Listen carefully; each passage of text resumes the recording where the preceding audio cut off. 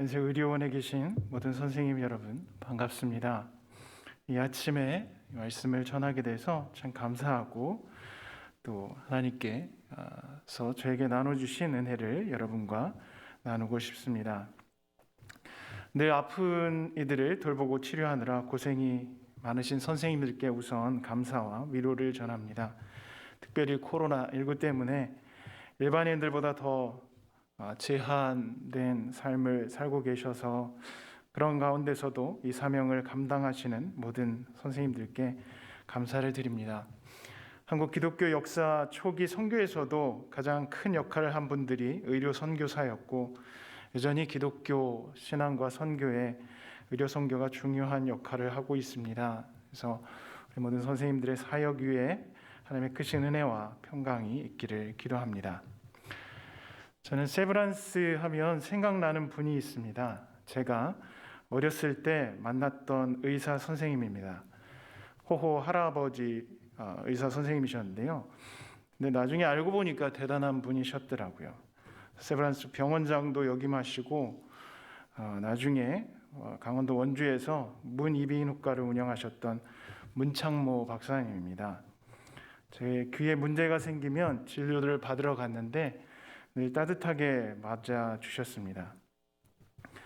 그래서 장로님이셔서 또 목회를 하셨던 제 아버님과 친분이 있으셔서 병원에 가면 무료로 진료를 받고 또 늘 공부 잘하라고 격려해 주셨던 모습이 떠오릅니다.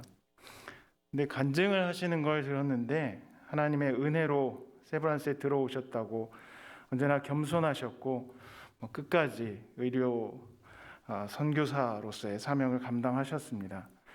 그래서 아침 6시부터 저녁 10시까지 진료를 하셨는데 일하는 사람이 진료를 받지 못하니까 아침부터 저녁까지 일하신다고 그렇게 얘기를 하셨습니다.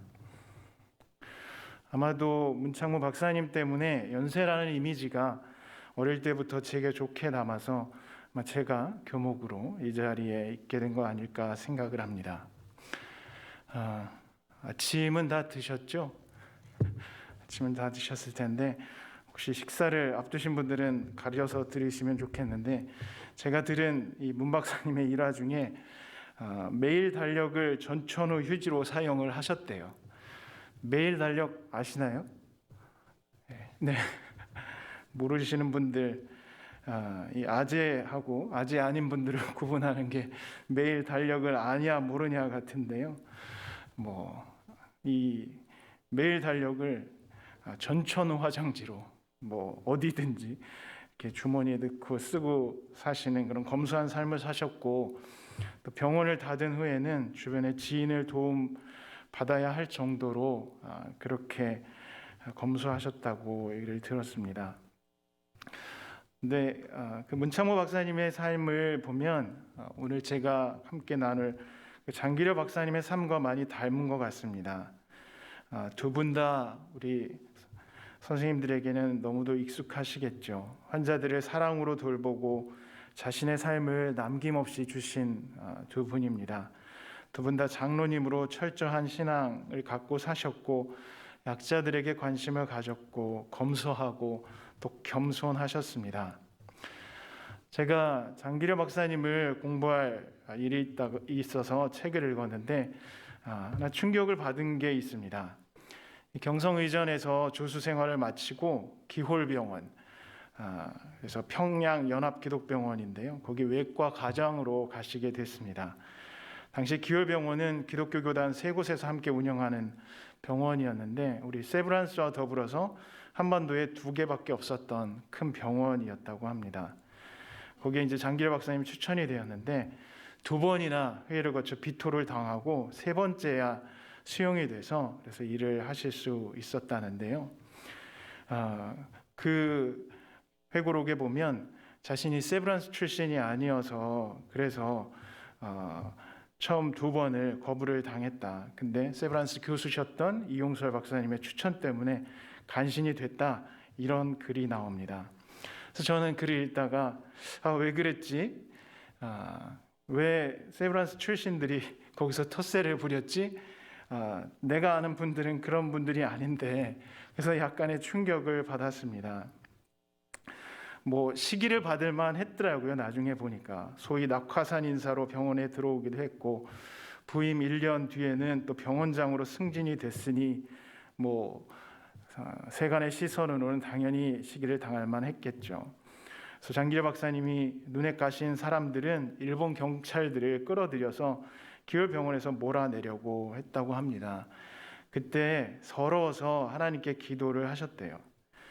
하나님, 주님, 저 같은 처지에 있으면 어떻게 하시겠습니까? 그랬더니 하나님께서 이렇게 응답을 주시더랍니다. 무엇을 어떻게 해? 내게 맡겨주는 일에 충성하면 되지 않아? 약간 평양 사투리 같은데 그런 응답을 받았다고 합니다. 그래서 그 기도 후에 묵묵히 자신에게 맡겨진 일을 감당하면서 지냈고, 결국은 오해도 풀리고 많은 일들을 남기며 잘 기울병원에서 그 의료 사역을 감당하셨다고 합니다. 우리 인생에서 참 어려운 것 중에 하나가 인간 관계입니다. 모두가 좋은 목적을 가지고 모였는데 갈등이 있습니다. 사람들을 치료하고 하나님의 손길로 질병을 해결하려는 병원에서도 이런 일이 당연히 벌어지죠. 병원뿐만이 아닙니다. 교회에서도 마찬가지입니다. 하나님의 뜻을 따르기 위해 하나님께 기도하며 예배하고 모이는 곳인데도 이 갈등을 근절하기가 참 어렵습니다.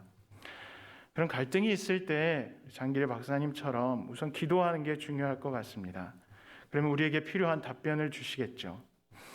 아마도 장기려 박사님이 기도 중에 응답으로 들었던 내게 맡겨주는 일에 충성하면 되지 않아? 가 의도치 않게 관계에 어려움이 있을 때 해결해 나가는 그런 방법이 될 것 같습니다. 장기려 박사님이 오랜 시간을 의사로 살아가시다가 1973년 우리 나이로 63살이 됐을 때 의사보다 더 중요한 사명을 발견하고 헌신을 다짐했다고 합니다. 그것을 두 번째 소명이라고까지 얘기하는데, 첫 번째 소명은 가련한 환자를 돌보는 일이었고, 두 번째 소명은 평화라고 얘기를 했습니다. 그래서 오늘 설교 제목이 생명과 평화의 생각인데, 성령의 인도를 받으면 갖게 되는 것입니다. 생명은 첫 번째 소명이고 평화는 두 번째 소명입니다. 아마 장기려 박사님이 예전에는 가련한 환자들을 많이 치료하고 그러면서 그 사역에 집중하다 보니까 잘 보지 못한 부분을 63세에 보시게 된 것 같습니다. 두 번째 소명이지만 더 중요한 소명이라고 했던 것이 평화입니다. 그리고 오늘 본문 말씀도 그분의 쓰신 글에 인용된 성경 구절입니다. 장 박사님이 이 평화는 종교가 신앙이 부패했기 때문에 이루기 어렵다 이렇게 얘기를 합니다. 아마 그 당시에 이 두 번째 소명을 깨달을 때 복음병원에서 많이 갈등이 있고 그러면서 마음이 아픈 가운데 묵상하면서 이 두 번째 소명을 더 깊이 생각하게 된 것 같습니다. 장 박사님이 이렇게 얘기합니다. 세상이 주는 평화는 평화가 아니다.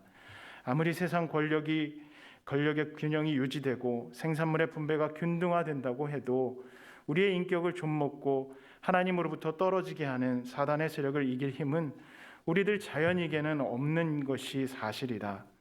우리 인간에는 우리들 본능에 틈타고 들어와 유혹하고 시험하는 자를 스스로 이길 힘이 없다는 것이 진실이다.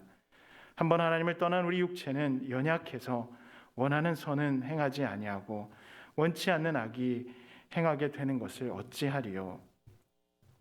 그래서 장 박사님은 아마 우리 인간의 본질을 속속들이 꿰뚫어 보고 이 얘기를 하신 것 같습니다.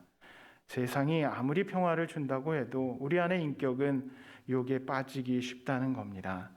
아무리 좋은 조직에 있어도, 아무리 좋은 사람들과 있다고 해도, 또 부유함을 넉넉하게 가진다고 해도 평화는 그냥 주어지는 게 아닙니다. 성령을 따라 사는 성령에 속한 생각이 필요합니다. 그렇게 해야 비로소 세상이 주는 평화와는 다른 진정한 평화를 우리가 누릴 수 있습니다. 그 평화를 누리기 위해서 우리에게 필요한 것이 있습니다. 여러 가지 있지만 가장 중요한 것, 그리고 장기려 박사님이 그 삶에서 충실히 실행해 오셨던 것이 있는데 용서입니다. 용서 없이 세상에 평화는 없습니다. 그리고 예수님의 사역에는 용서의 이야기로 가득합니다. 3번 부인한 베드로 그렇습니다. 십자가 옆에 나란히 처형당한 강도 중 하나 용서를 받았습니다. 심지어 가룟 유다도 그렇습니다. 프랑스 한 수도원에 가보면 기둥의 한쪽에는 예수 그리스도를 배신한 가룟 유다의 부조가 있습니다. 목매달아 죽은 모습을 조각해 놓았습니다.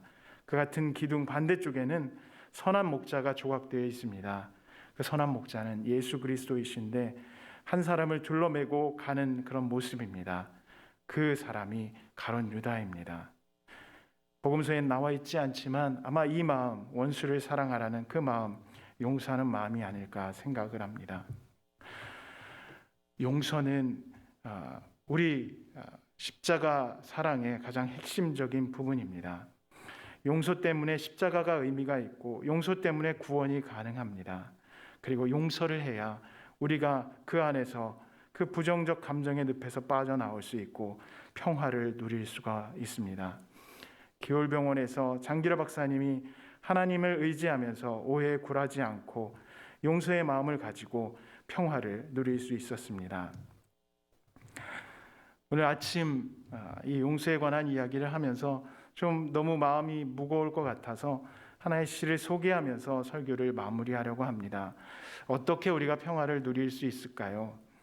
나태주 시인이 쓴 사랑의 답함이라는 시가 그 한 방법을 알려줍니다. 제가 사랑이라는 단어 대신에 평화를 넣었습니다. 그것도 또 이 시를 이해하는 한 방법이 아닐까 생각합니다. 이렇게 되어 있습니다. 예쁘지 않은 것을 예쁘게 보아주는 것이 평화이다.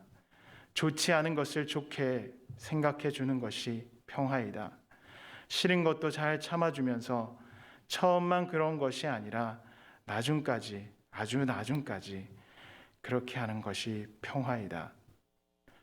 이 평화의 삶이 오늘 우리의 삶에 그리고 한 주간의 삶에 있기를 기도하며 이 말씀을 전합니다.